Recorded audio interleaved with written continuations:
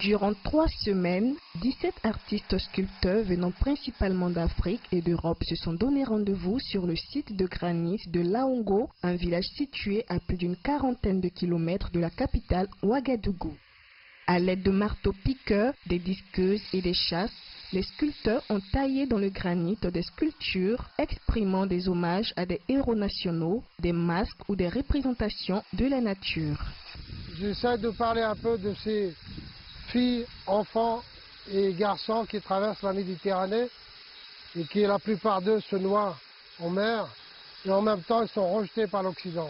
J'espère qu'elle plaira beaucoup aux regardeurs et qu'elle amène peut-être un sentiment de réflexion autour de ce sujet qui est grave.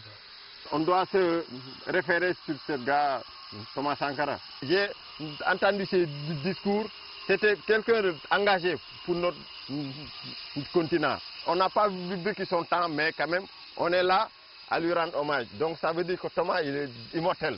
Lancé en 1989, le symposium de sculpture sur granit de Laongo est à sa 12e édition.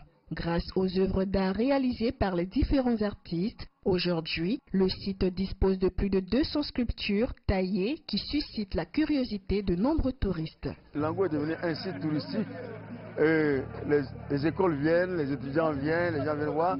Ils apprennent à connaître les œuvres d'art, ils apprennent à apprécier les œuvres d'art et à s'en accommoder. J'ai voulu que Laongo soit un site touristique après les ateliers et qu'il soit une sorte d'école.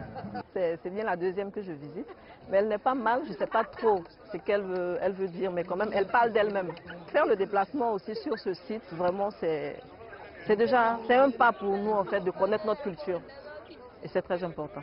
Au travers du symposium de sculpture sur granit de Laongo, le Burkina Faso veut s'affirmer comme une plaque tournante de la vie artistique internationale, notamment dans le domaine des arts plastiques. Christina Niaouré, CGTN français.